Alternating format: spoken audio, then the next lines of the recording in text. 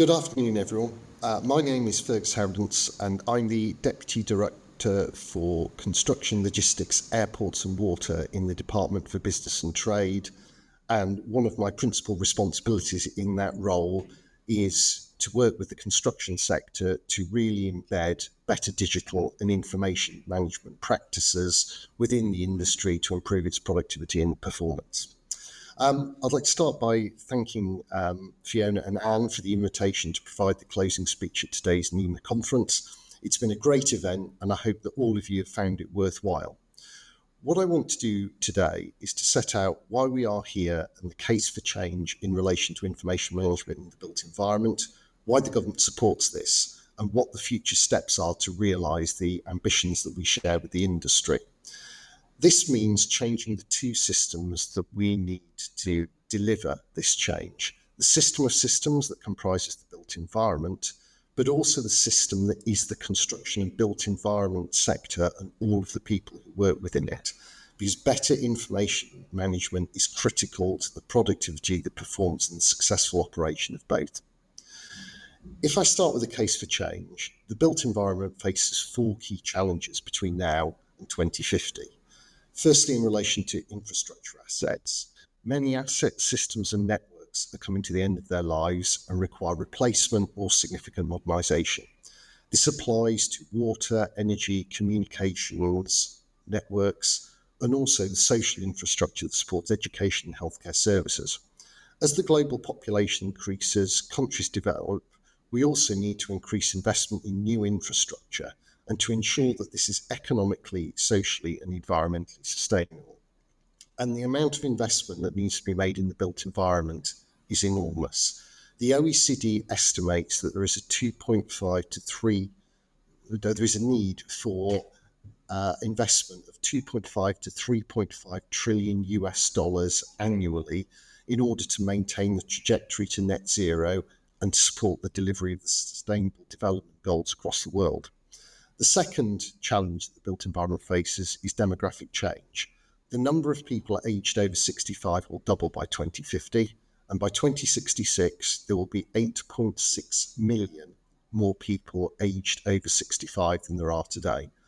Our built environment needs to be adapted to meet the needs of an older population with greater healthcare needs and restricted mobility, and it also needs to support the delivery of the services that they will depend on.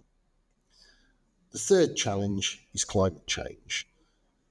We need to adapt and make our infrastructure and buildings resilient to both catastrophic failures due to sudden events, the kind of extreme weather events that unfortunately we've seen recently in countries like Spain, but also events such as the heat waves that are now nearly 3 times more frequent than they were 30 or 40 years ago. But we also need to plan for another risk and to mitigate this, which is the cumulative impact of consistently higher average temperatures and wetter weather on critical infrastructure such as energy and water networks and also other elements of the built environment. Both new assets and existing assets that we have need to be designed in such a way that they are resilient or adapted to ensure that they are resilient and capable of performing as the global climate changes. And the final challenge is productivity. Governments around the world face high levels of national debt and deficits, and fiscal pressures mean we can no longer continue to build, maintain and adapt buildings and infrastructure in the inefficient and labour-intensive ways that have characterised the construction industry for decades. We need much better targeted investment, and we also need to ensure that we're using the capability of the construction sector to its greatest effect.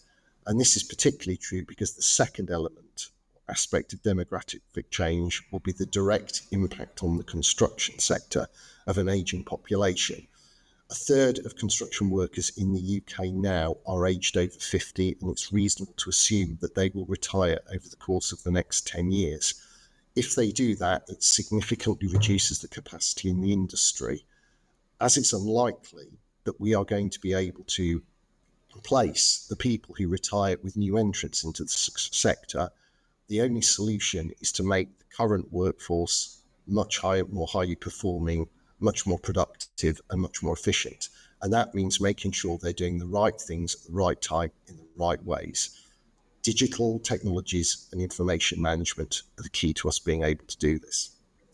So information management is critical to overcoming all of these challenges, and this was an argument that was made very clearly in the Infrastructure and Projects Authority's Transforming Infrastructure Performance Roadmap to 2030, when that was published a couple of years ago.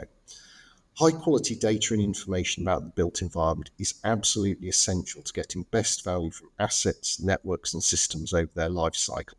And in the words of the National Infrastructure Commission, data is part of infrastructure and needs maintenance in the same way that physical infrastructure needs maintenance. It must be updated, housed, and made secure. So better information management is,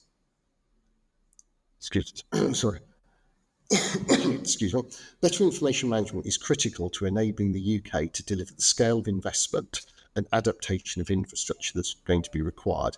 Better information will enable improved decision-making about assets, networks and systems, and optimization of the interconnections between them at the level of the system of systems that is the built environment.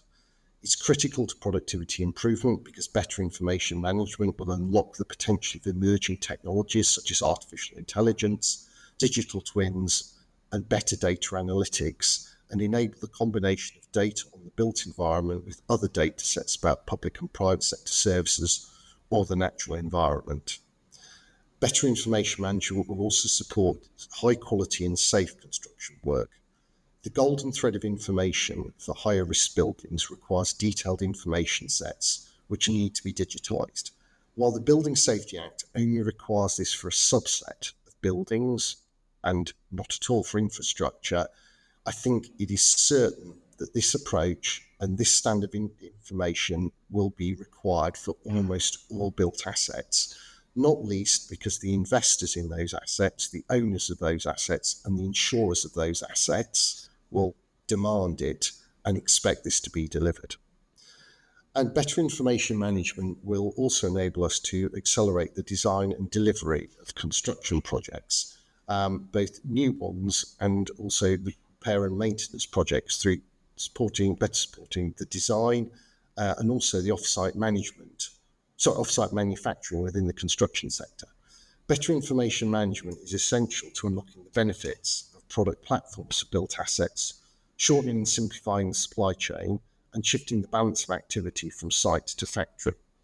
The evidence from the Transforming Construction Challenge suggests that it is possible to reduce delivery times by over 50%, whilst also increasing the quality and environmental performance of buildings during the operation and deconstruction phases of the life cycle through making better use of off-site construction techniques. So there is a huge opportunity before us. Better information management represents an enormous potential, or gives enormous potential for the UK to unlock significant value if a standardised approach can be adopted at scale to information management, in the same way that by adopting BIM at scale, we drove the capability and performance of the UK construction sector. We know the value that high quality information generates, and we have the evidence to support this. A report by KPMG that we commissioned a few years ago concluded that every £1 invested in information generated a return of around £6 in benefits. The National Infrastructure Commission has estimated that digitising rail assets alone would save £100 million a year through operational savings. We also have more than the evidence of analysis and modelling to support our argument. We have the evidence gathered from our own experience of better information management. Since 2016, when the UK BIM mandate formally came into being, and which required all government-funded projects to use BIM Level 2 initially, and now the UK BIM framework, it's estimated that this has generated over £3 billion worth of savings. And this is a very significant contribution to ensuring that we have a high level of capability to deliver, and the infrastructure and homes that we need to invest in are affordable. And we also know that those sectors of the construction industry with the highest levels of digital capability, such as civil engineering, are the ones with the highest levels of productivity as well as being the least labour intensive ones. So the case for greater investment in information and ensuring this remains comprehensive, accessible and useful over the life of the asset is unarguable. The challenge is to identify how we can take this forwards and what are the essential actions for asset owners, construction clients and the construction industry. The challenges that we face in implementing this, though, are that there isn't a consistent standard for data management other than ISO 19650 for BIM. It's left to organisations to design their own information standards. Different occupations and professions in the built environment have adopted different approaches, and this is compounded by a lack of capability in organisations to manage information over the asset life cycle. Finally, it's also the case that the benefits of investment in information accrue and add value over time, and they're a lot harder to define than the costs, especially in relation to existing assets. And this makes it harder to argue for investment in information when there are other competing priorities, as there always are in infrastructure sectors. Overcoming these challenges will require action on the part of all of those who work within the built environment sectors. There are a number of great initiatives that are ongoing, and the sector needs to rally round and support these. There's work on standardising information in relation to carbon across the life cycle of built assets being undertaken by the Royal Institution of Chartered Surveyors, working with the Chartered Institution of Building Services Engineers, and BISA, and also the NBS. We have the National Digital Twin Programme, which has developed an information architecture enabling the exchange of information and combining this from different sources. This has been successfully demonstrated on the Isle of Wight in a range of applications, transport and energy systems, but also to support much more effective crisis planning, as well as the rollout of a retrofit programme on the island. There's a big opportunity to develop this and to extend this capability across both the public and private sectors. And finally, the Information Management Initiative, the subject of today's conference, which was started by the CLC after a lot of excellent work that was led by nima. And the aim of this is to build on the information management mandate that was originally set in the Transforming Infrastructure Performance Roadmap to 2030. Following consultation, as you've been hearing at today's launch, the initiative now has a clear structure, with the first step being the call for action. So to conclude, the built environment faces huge challenges in the 21st century to asset quality, demographic change, climate change, and improving productivity and performance. The mission is to respond to these and to create a built environment that enables people to flourish. Data, information, and information management are critical to meeting these challenges and to changing the two systems we'll need to deliver this.